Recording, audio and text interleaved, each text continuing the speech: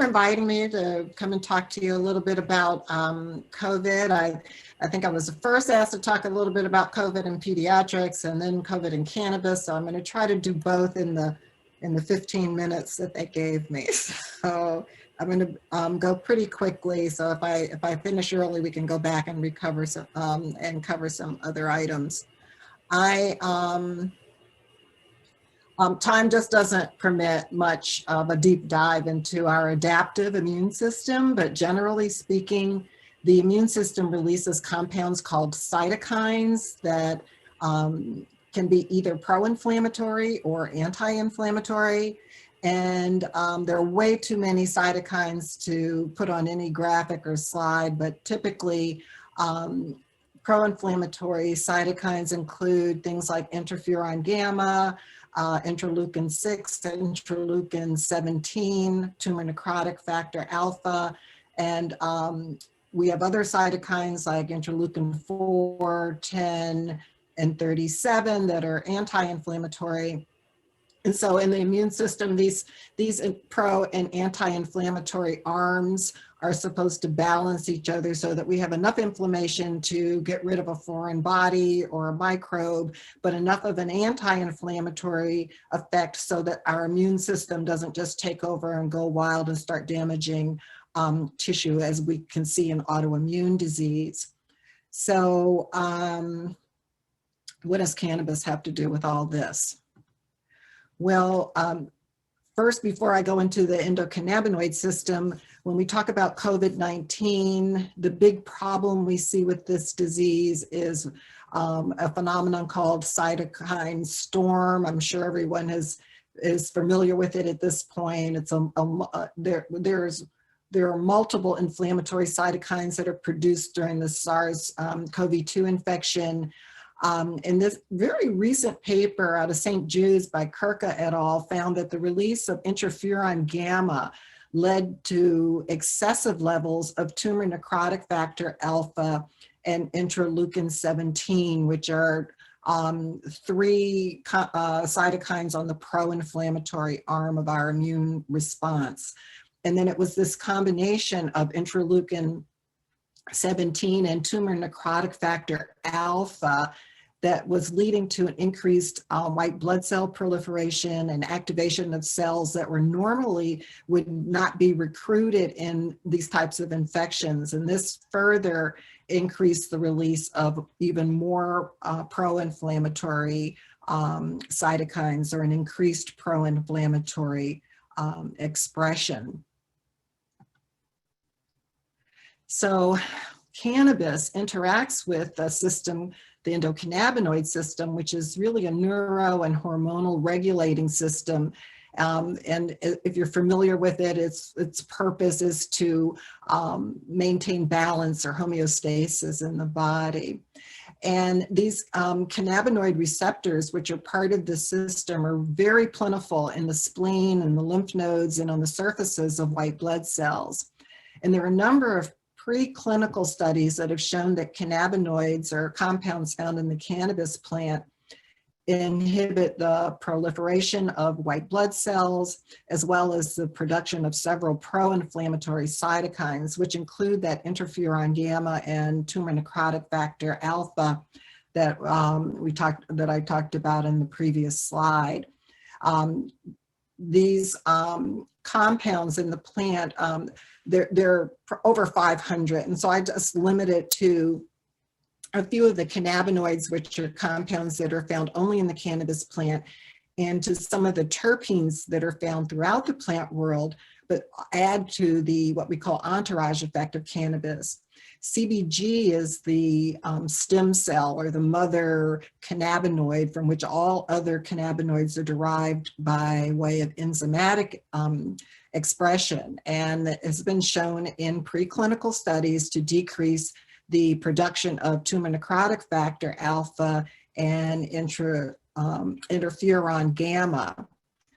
And actually, when CBG is combined with CBD, you see an increased anti-inflammatory effect as it depresses tumor necrotic factor expression.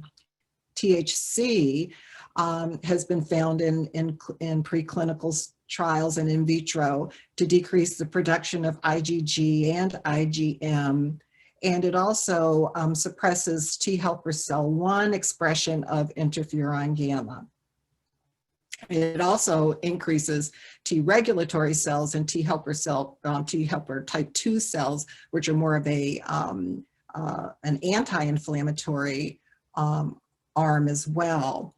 CBD decreases the production of pro-inflammatory cytokines, including interleukin 1B and interleukin 18, and it inhibits tumor necrotic factor alpha and interferon gamma. CBD also increases interleukin 10 and interleukin 37, as well as some other of the anti-inflammatory cytokines. So overall, cannabinoids can have an immunosuppressive effect or an anti-inflammatory effect, which is beneficial when we have an inflammatory disease like arthritis or autoimmune disease. But we'll get into a little bit later why we need to be careful with cannabis in certain situations as they pertain to COVID-19. Myrcene is a terpene that's found throughout the plant world. It's common in mangoes and basil and a lot of different plants. It has an overall effect on tumor necrotic factor alpha, as well as interferon gamma and other pro-inflammatory cytokines I mentioned before. Pinene is another terpene that's commonly found in cannabis that also decreases the pro-inflammatory cytokines, tumor necrotic factor alpha, interleukin 6. Interleukin 6 plays an important role in the inflammatory response in that is typically the cytokine that responds to infection, and then the increase in interleukin 6 will stimulate the secretion of, or the expression of, interleukin 17.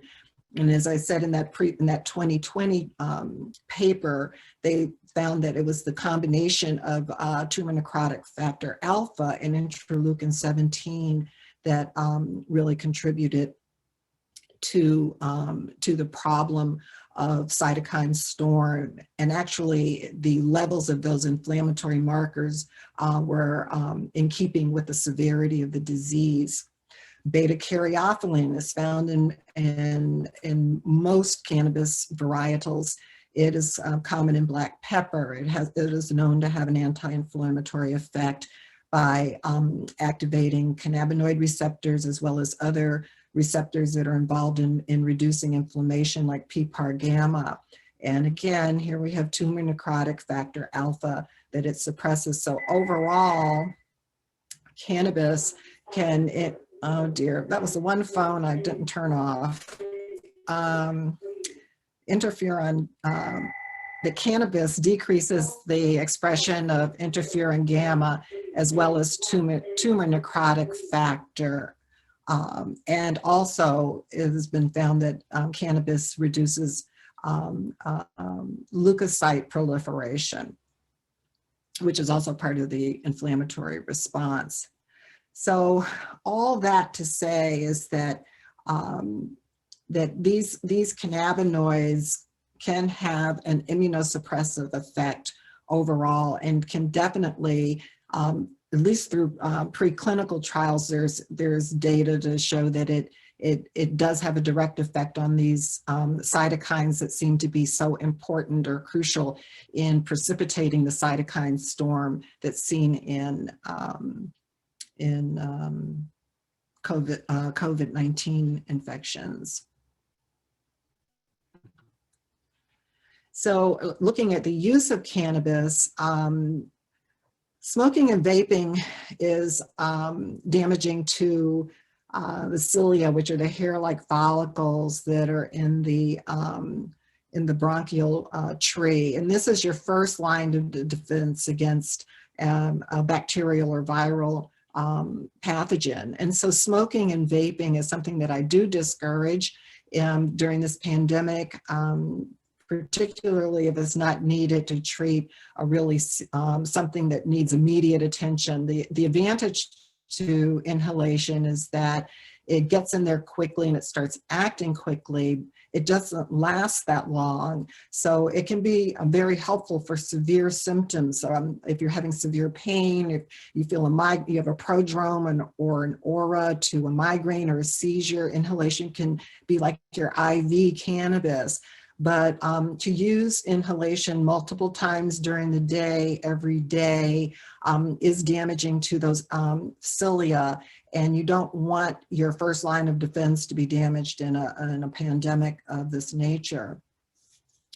So because of the overall immunosuppressive effect that cannabis can have, which can be beneficial, we don't want your immune system to be not up to par if you're introduced to the virus.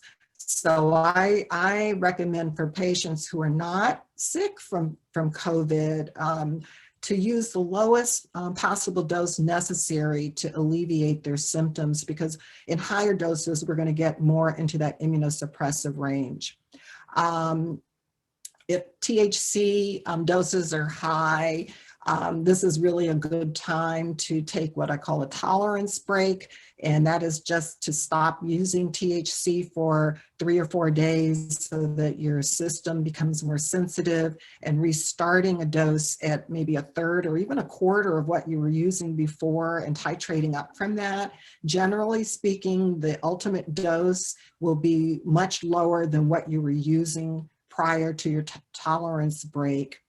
I also recommend that patients who are using cannabis to suspend their cannabis use before and after their COVID vaccines. Again, we don't want to interfere with the immune system's response to the vaccine. There's no data on this, and I and some other cannabis clinicians have kind of talked this over, and we've just come up arbitrarily with a 4-week window. This is probably overkill, but again, when asked, I don't want to recommend something that's going to interfere with the body's response to the vaccination. And then on the other hand, if a patient is sick with COVID, and certainly before we had some remedies at hand and some treatment options, we were recommending taking high doses of CBD with THC to get into that immunosuppressive range so that we could regulate that tumor necrotic factor and interleukin 17 and interleukin 6 production. And again, this was not based on any clinical data. This was just us looking at the preclinical science, looking at what was happening with COVID-19 infections, and trying to figure out how cannabis played into or could help reduce cytokine storm. So now, just this week, actually, the FDA released 2 medications to be used in combination, and they are bamlanivimab. I don't know who comes up with these names. Bamlanivimab and etesivimab.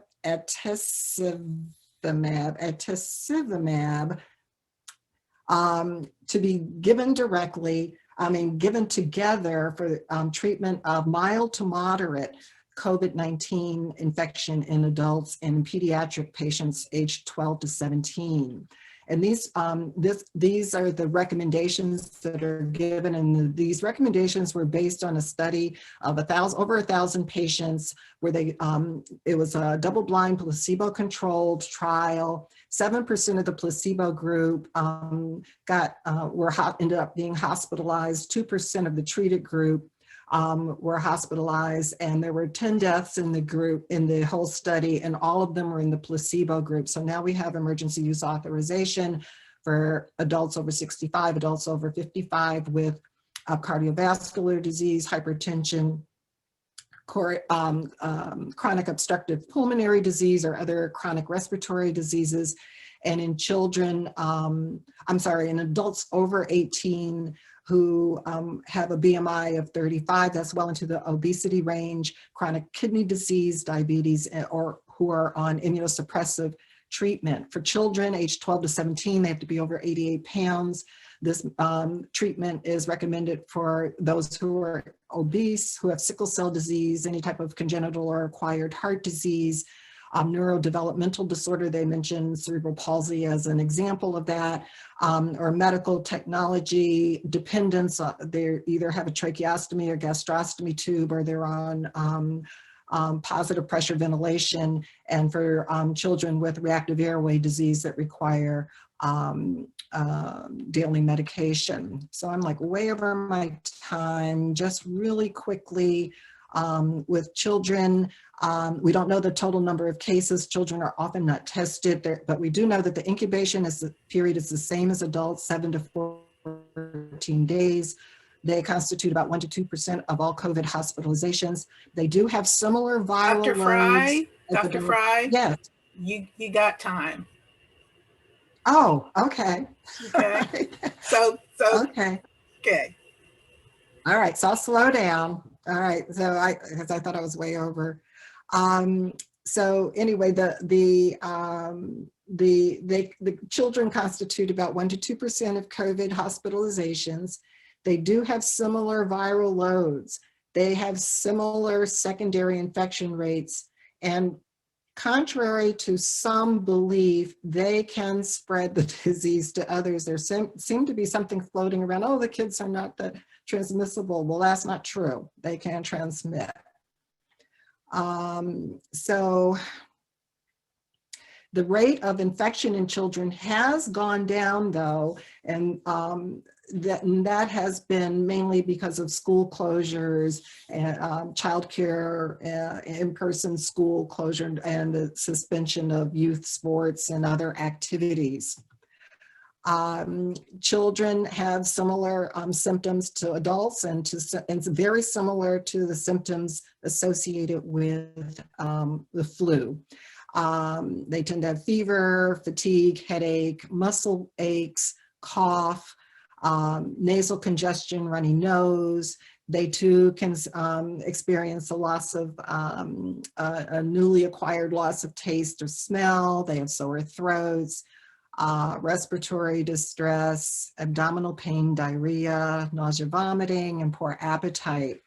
But 16 to 50% of these pediatric cases can be completely asymptomatic. And then I just highlighted the most common symptoms that these kids have are fever and cough, which are very non-specific. And I saw this cartoon, I thought it was very cute. Well, whatever he has, it's contagious because everybody has the bumps. So testing for children is recommended if they are symptomatic, or if they are asymptomatic but have had close contact with a laboratory confirmed or probable COVID infection. And this allows us to actually make a proper diagnosis and to implement contact tracing, treatment options, and isolation requirements. Of course, children with these conditions are at increased risk of experiencing severe disease. So children with genetic, neurologic, and metabolic conditions, congenital heart disease, children who are obese, and obesity is even a greater problem in children who are Black or of Hispanic origins. Kids with diabetes, they used to be mostly autoimmune type 1 diabetes mellitus, but now we see an increase in type 2 diabetes due to obesity. Asthma or other chronic lung conditions such as cystic fibrosis. Kids with sickle cell or who are on immunosuppressive medications are also at increased risk of developing severe COVID disease.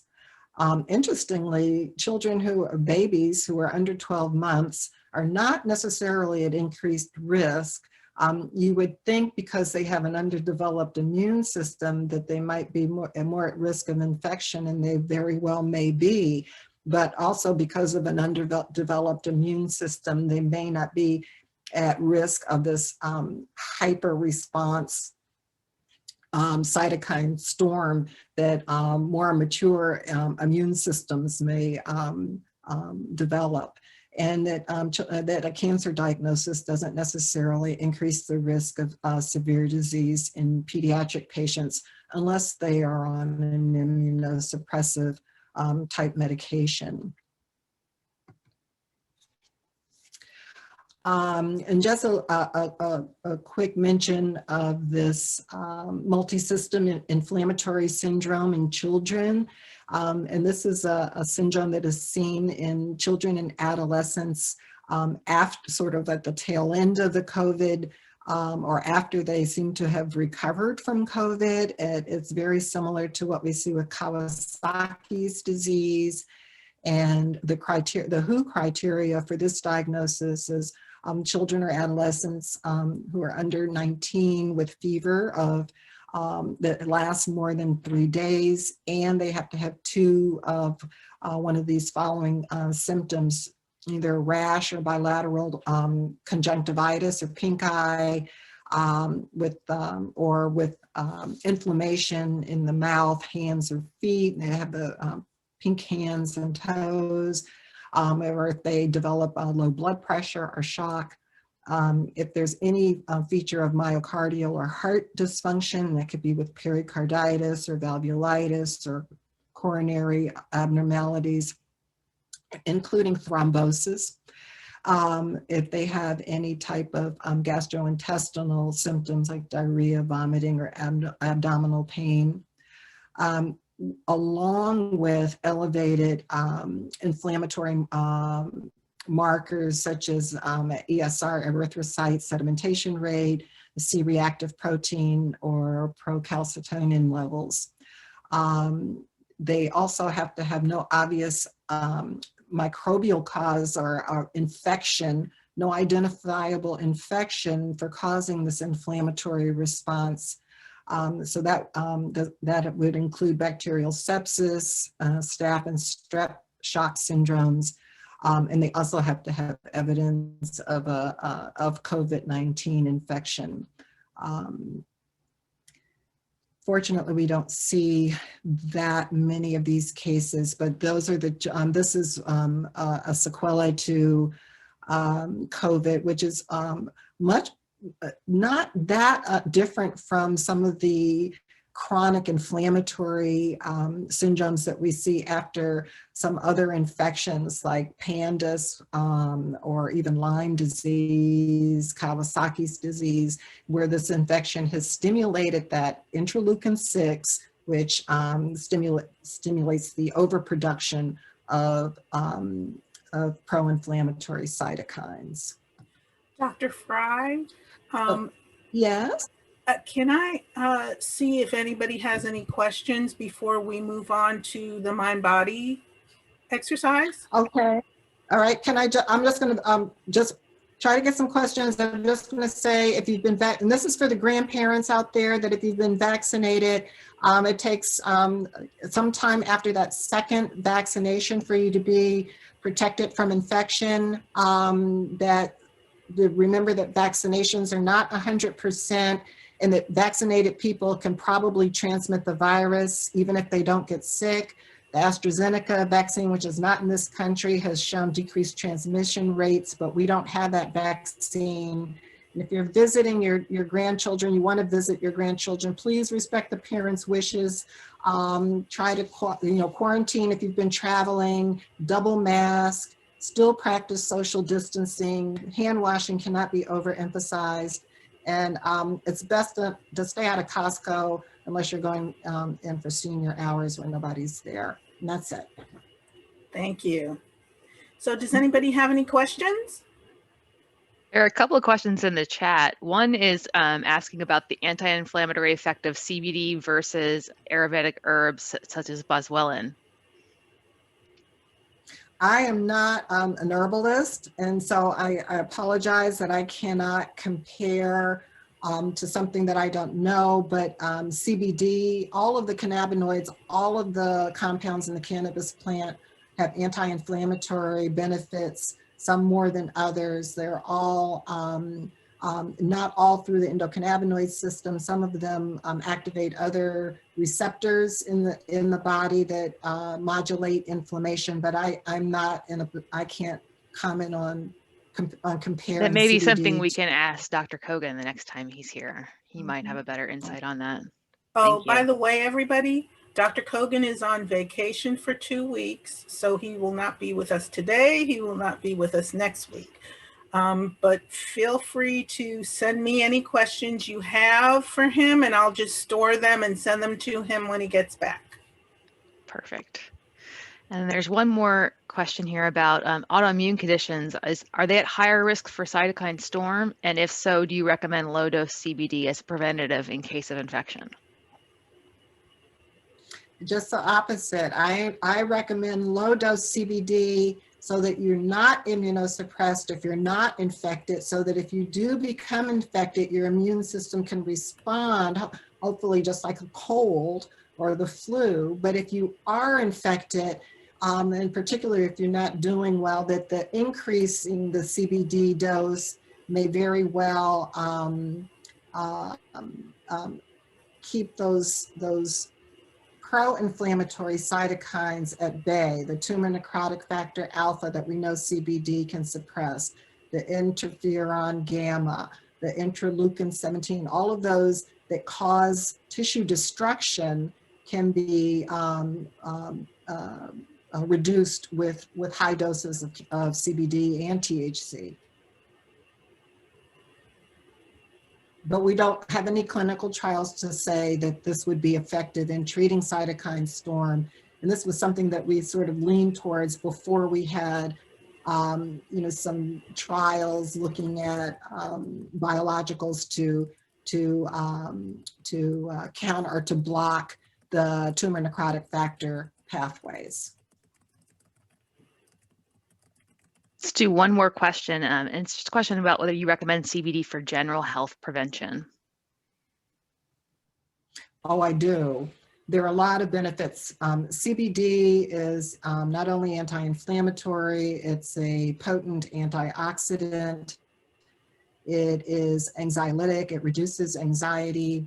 It actually can interrupt a stuck stress circuitry. We live in a very stressful times. CBD is an appetite suppressant. It modulates glucose and fat metabolism. Oftentimes patients that are taking CBD for, let's say, chronic rheumatic conditions or inflammatory conditions find that it's much easier for them to lose excess body fat. It can help with sleep. At higher doses, it tends to be alerting at lower doses, but it can impact sleep through the adenosine pathways at higher doses. CBD can be, there are a lot of benefits to using low doses of CBD, especially in patients who have, who don't have any particular condition, but just a small amount. I think that it can be very helpful for health maintenance. Okay. Just one more quick question, because I think this is a really important point. When you say CBD, you mean CBD without THC, is that correct? No, Okay. I don't ever mean, I am not a big fan of isolates. I'm talking about a CBD dominant full plant product that has all of the compounds from the plant. That makes sense. There are a lot of questions about whether it needed to have THC or not, or what ratio was. I think that clears that up. A small amount of THC can be they all work better together. And anytime you have CBD, much more CBD than THC, you're not going to feel the impairing effect of the THC, but you'll benefit from, because THC too has a lot of health promoting properties. A few times about a specific type or Okay, brand. I'm sorry. We're going to hold questions until the end because I think it's time for Dr. Yeager to do the mind-body practice. Okay? Dr. Frye, can you stay with us until 3 or so? Or a little after? Excellent. Okay. So I'm going to turn the spotlight over to Dr. Yeager. Hello. Hi. For those of you I haven't met before, I'm Eileen Yager. I live in Denver. I'm an almost retired pediatrician at the University of Colorado Children's Hospital, and I run an integrative pain clinic for kids with mostly with chronic pain. I am a longtime meditator. I've been meditating for 51 years and teaching it for 27.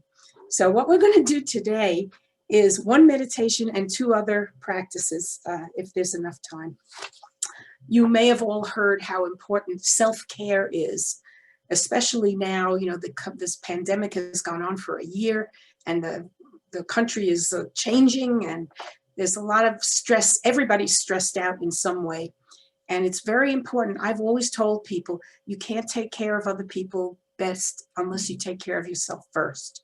So that one of the things that I would like to do today, we'll start with, it's called the GRACE practice, G-R-A-C-E, a moment to engage in self-care.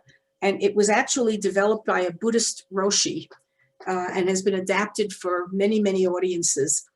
And the GRACE name invites your body and mind to get involved as you relax in your heart.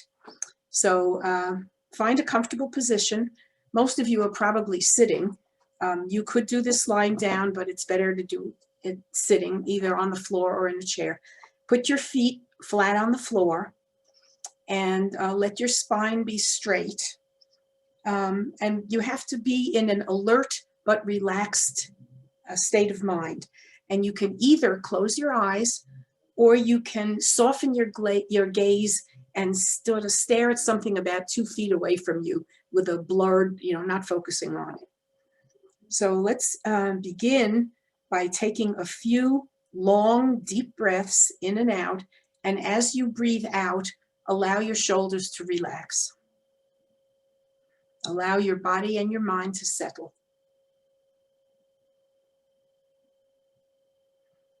This is the A. This is the G part that we're going to do next. So G stands for gathering attention. So take a moment to gather your attention. You can put your attention on the sound of your breath or on the sensation of your breath. Or if you are keeping your eyes open, you might want to focus on an object that you can see in a blurred way or a sound. Sometimes it's a good idea to have choices where to place your attention for a focused period of time. So just find a comfortable thing. It's easy to focus on your breath.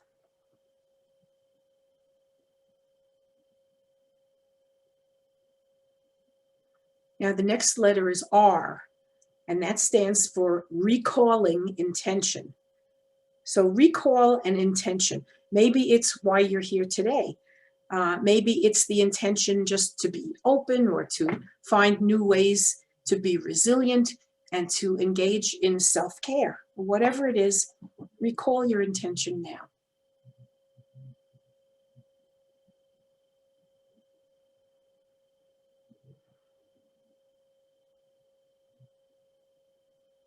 And as you recall and set your intention, allow yourself to let go of it. We don't maintain our intention or focus on it. We set it as a gift to ourselves, just to be in the background while you're doing this in the first place. So find your intention and then just sort of let it go. Okay. Now the next letter is A, and that stands for attuning to self and others. So first, let's focus to attuning to ourselves by doing a brief body scan, checking in with your body. And what I would suggest is start putting your attention on the top of your head and just sort of gradually move down. Feel what your body feels like. Notice any sensations. Maybe there aren't any. Notice how you're feeling. And if you have any sensations any place, don't try to change them. Just be aware of them. Maybe some tightness or tingling or muscle spasm or just neutral feelings. So go down from the top, from your top of your head down to your toes quickly. Notice where the sensations are in the body, and then just label them if you want. You don't even have to, just notice them. This makes you be very present in your body. The purpose of this is not to reduce discomfort. It's just to notice what's there.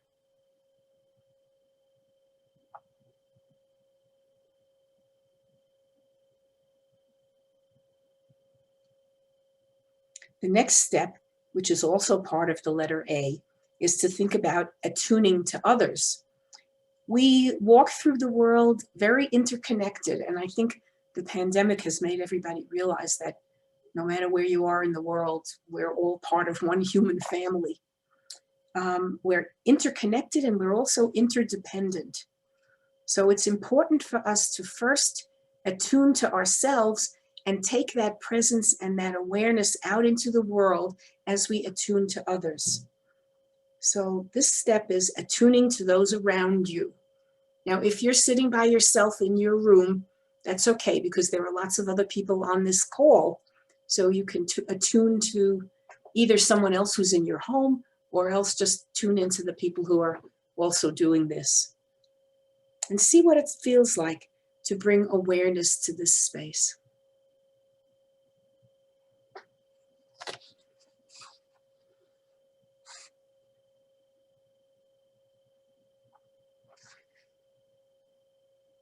I think the fact that we have to be so grateful for the technology that allows us to have something like Zoom, because we don't have to be physically close to each other. I believe that most of you are in the Washington, D.C. area or the surrounding area, and here I am, thousands of miles away, and it's like we're right next to each other. C, that's the next letter. And that stands for considering what would serve. So consider what would serve in reminding yourself that self-care is not selfish. In fact, it's actually one of the greatest gifts we can give ourselves and others. And as I said before, you can't help other people best unless you help yourself first. So be curious and open about what would really serve you, your self-care, and your capacity for resilience. What else might be needed to support you best? You don't have to say it, just think it.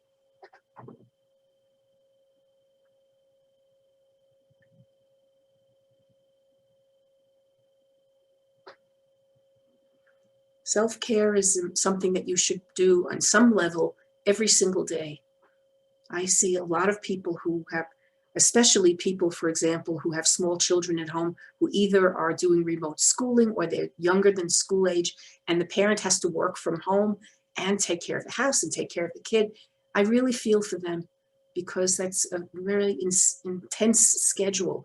But even in that, a person can take and should take a few minutes for self-care, even if you have to end up doing it by going in the bathroom and no one will follow you in there, and just sit there and do some deep breathing. But it's very, very important. So think what might be needed to support you best.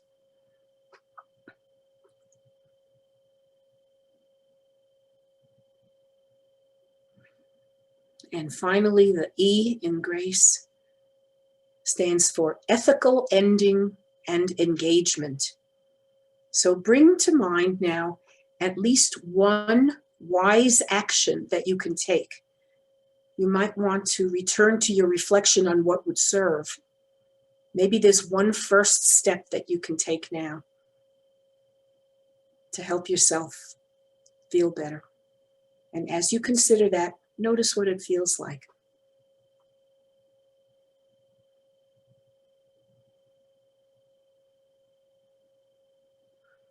I've seen people who feel guilty about thinking that they should spend some time cultivating their own feelings of their own self, especially for women, but it's true for men also.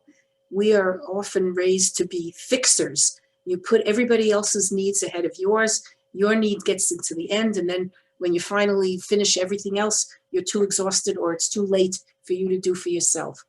So try to figure out a way that you can put in a few minutes someplace in your day, take a 10-minute nap or do something that you've chosen that would make you feel better.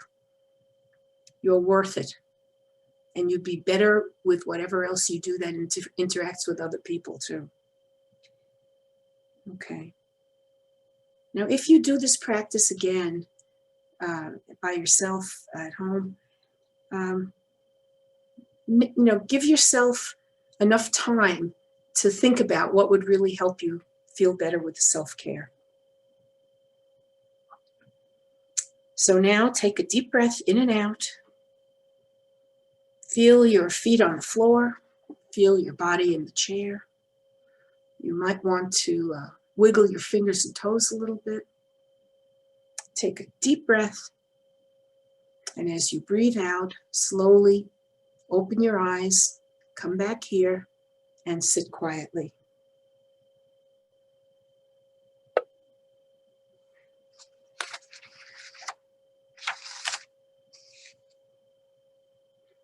And whenever you do any kind of relaxation practice, give yourself about a minute as a transition time before you get up and do the next thing on your schedule. If you've gotten into a relaxed place and you leap out of your chair to go on to the next thing, it's very jarring to your system and it'll make you feel bad. So sit for the minimum of 30 seconds, just quietly. I think a minute is better if you can.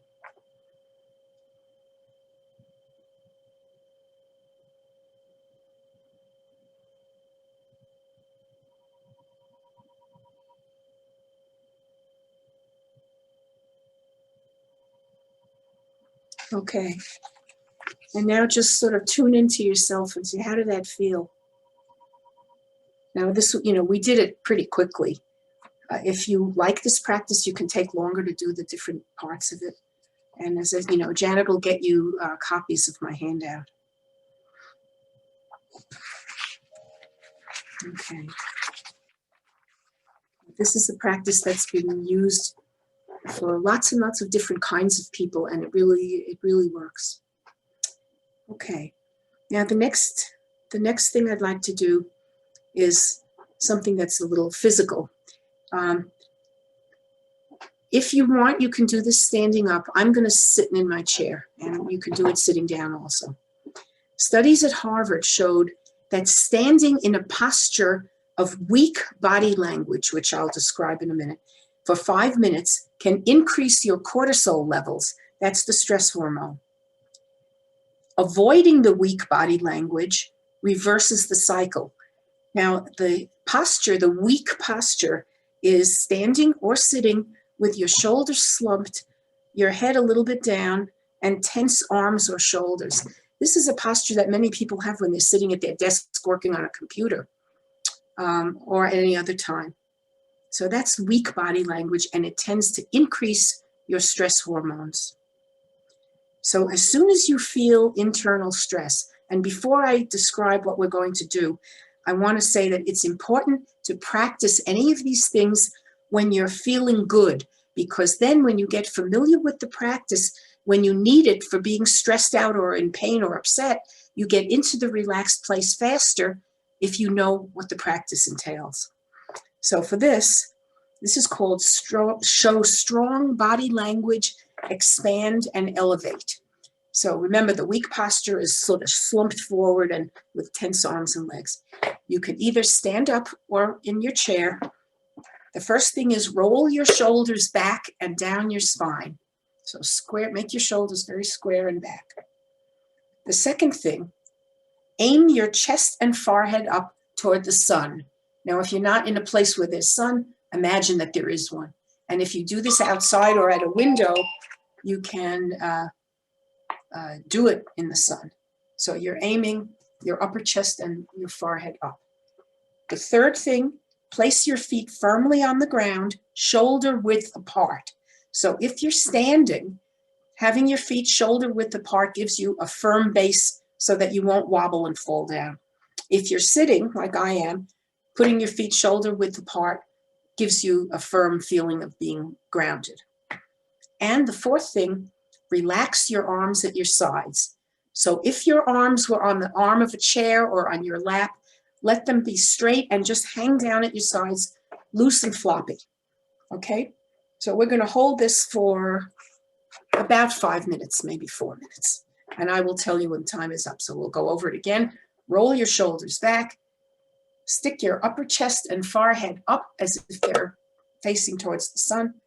Place your feet firmly on the ground, shoulder width apart, and relax your arms at your sides.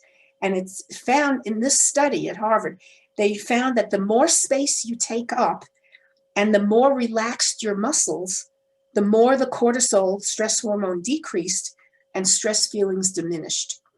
So stand this way or sit this way, and I will tell you when the time is up.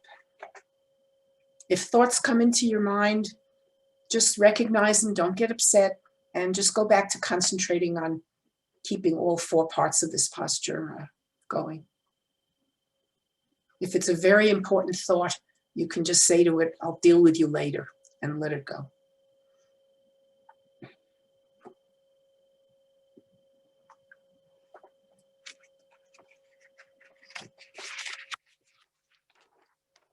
So the more relaxed your muscles, the more space you take up, the more your cortisol stress level goes down and your feeling of stress will decrease.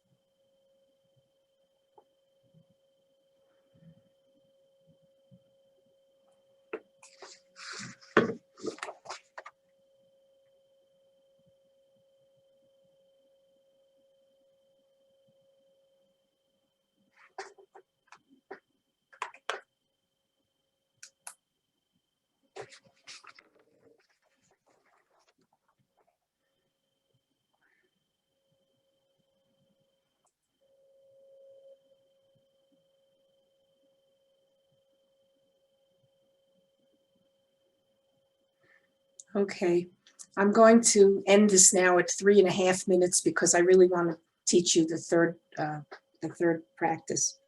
So if you're standing, please sit down. If you're sitting, relax and just tune in to how you feel. Now, you may not feel any different outwardly, but know that your cortisol level dropped and that this is another good way to just reduce the stress feelings. This is something you could do if you have a child at home. You could do it with them. I did it with two of my grandchildren, and they were laughing a lot, which is fine. They stayed in the posture.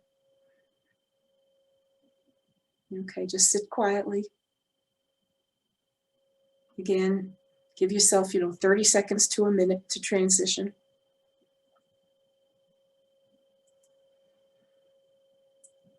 And the last thing that we're going to do is a breath. It's a balanced breath.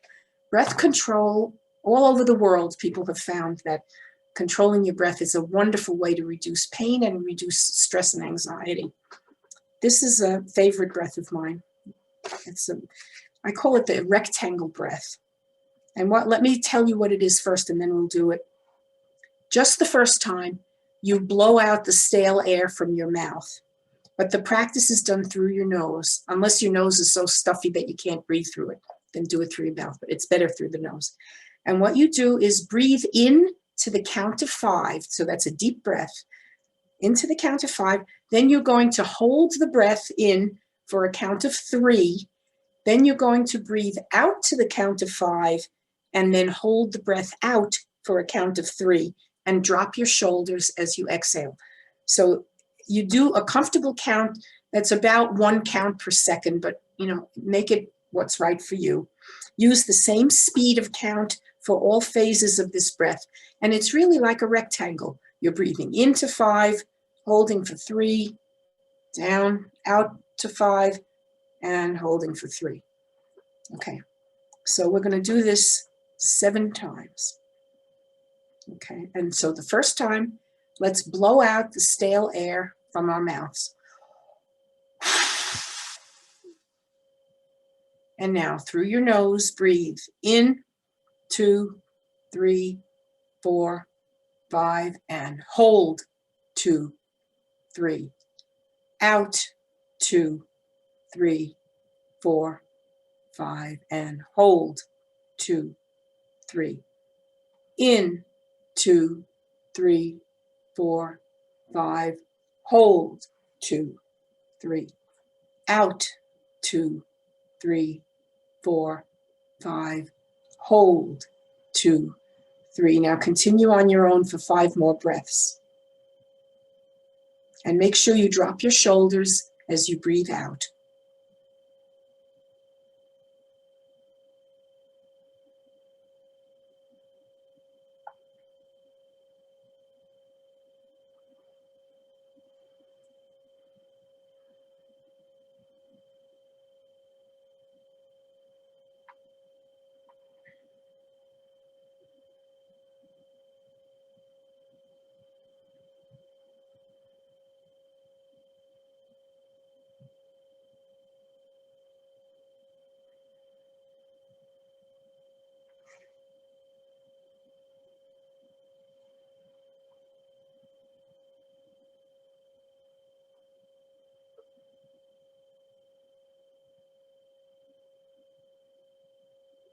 Do one more cycle.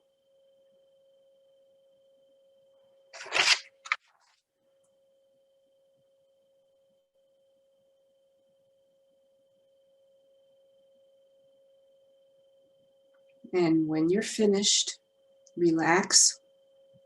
Feel your feet. Feel your body in the chair. Wiggle your fingers and toes. Take one big breath. And as you breathe out, open your eyes, come back here and sit quietly.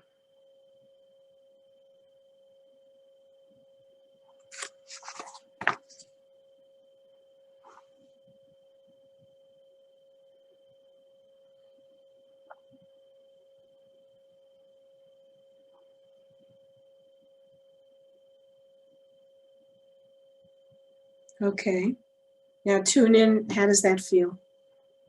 You can do this breath as often as you need to, except you shouldn't do it when you're driving. Otherwise, just do it as needed. And it's these practices, the 3 that we did, they're all safe to do, and they're also all safe to teach to someone else. None of these are dangerous. And as I said, Janet's going to send you the handouts so you'll be able to refer to them. And if you have any questions about these practices, email Janet. She can get in touch with me and I'll get back to you. Thank you for coming. I hope you enjoy these. Okay. Thank you for being with us, Dr. Yeager. I always appreciate the exercises that you do with us because they're not just for adults, they're also for children. I pick ones that are good for everybody, really. Most of them are good for, and sometimes I realize that when I sent a handout for, I think it was the breathing for relaxation, to breathe into 4 and out to 4, where you push your stomach out. I sent the handout that I give to my patients. So it talked about putting a rubber ducky or a stuffed animal on your stomach and moving it up and down as you breathe. Well, that's okay. If you have a stuffy or a rubber ducky, you could use it too. I think one important thing about relaxing and stress reduction is don't take yourself too seriously. Laugh at yourself a lot. My husband and I do. Well, we've been married for 56 and a half years. And we laugh at ourselves every day. And it's really good. And if I get into a stressed out place, which it doesn't happen that often, but if I do, he will say, honey, is that coming from your higher self? And then we both crack up. So Enjoy, have a nice weekend, and it's Valentine's Day on Sunday. Oh, yeah. Open your heart and have fun. And thank you for coming. Bye-bye. Now, does anybody have any questions for Dr. Frye before we close out the meeting? There are quite a number of questions. Oh, okay. I think the crux of the issue is they want to know, how can they get CBD? Like, what should they be buying? What is the ratio? What is a small dose? They're looking for details. I don't know if you can provide those, if it's not an individualized. Right. I cannot provide individualized recommendations, but generally speaking, CBD at low doses is relatively safe. It can be effective for reducing stress, reducing anxiety. You have to be careful with certain medications if you're into higher doses. I would suggest that anyone who's taking something like tamoxifen for breast cancer to not use CBD or any cannabinoids without talking to either your oncologist or someone who specializes in cannabis.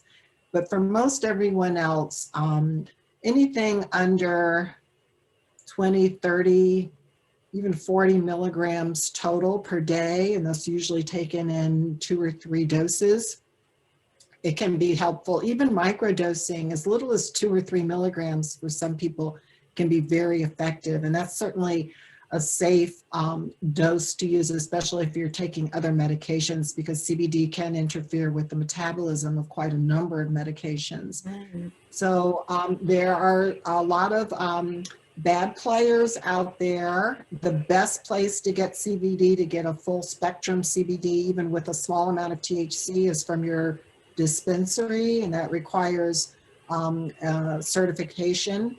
But if you're looking for something online, there are some reputable brands that have been tested and are known to be very clean products, meaning that they're not filled with pesticides and hydrocarbons and other chemicals. Charlotte's Web is fairly reputable. Harmony, it's out of South Carolina. Indoka, I believe it's out of California. And Bluebird, what are some of them? Bluebird, Indoka, Charlotte's Web, Harmony. Those are, Social it's a good line, but it has 0 THC in it. So I recommend that for people who are at risk of drug testing with their job, because even using a CBD product that has a small amount of THC, there's a possibility that you could drug test positive. So if you need something with 0 THC, I generally recommend Social. Or Shaya. Shaya is another brand. I think it's out of Colorado. And so those are the brands that I kind of recommend in general. I think that, but I think that for anyone who has a medical condition that they're specifically trying to treat, that it's worth it to get that certification and get some guidance, because you can end up going through a lot of different products and not finding what is more specific for your condition. But for someone who has no medical problems, they just want a little of that antioxidant, any of those brands are fine, and I would just keep the doses low, especially if you're not sick with, because you don't want to take so much CBD as to suppress your immune response should you be introduced to that virus, or any virus for that matter. Any other questions? Apparently, I thought it was clear when you presented it, but it seems like a lot of people are asking this question over again. When do you stop using CBD, before and after the vaccine? Did you say 4 weeks? I said 4 weeks, but that was an arbitrary consensus among practicing cannabis clinicians. There's no data, there are no double-blind placebo-controlled trials that, you know, to justify that. We just felt that for those 4 weeks before and after both doses, to try to find some alternative to treating whatever it is you're treating with cannabis. And certainly if you're taking it for wellness, then to just stop it. Probably low doses are not going to be immunosuppressive, but we don't know that. So the 4 weeks was an arbitrary, was just a consensus of practicing physicians who recommend cannabis for a number of conditions.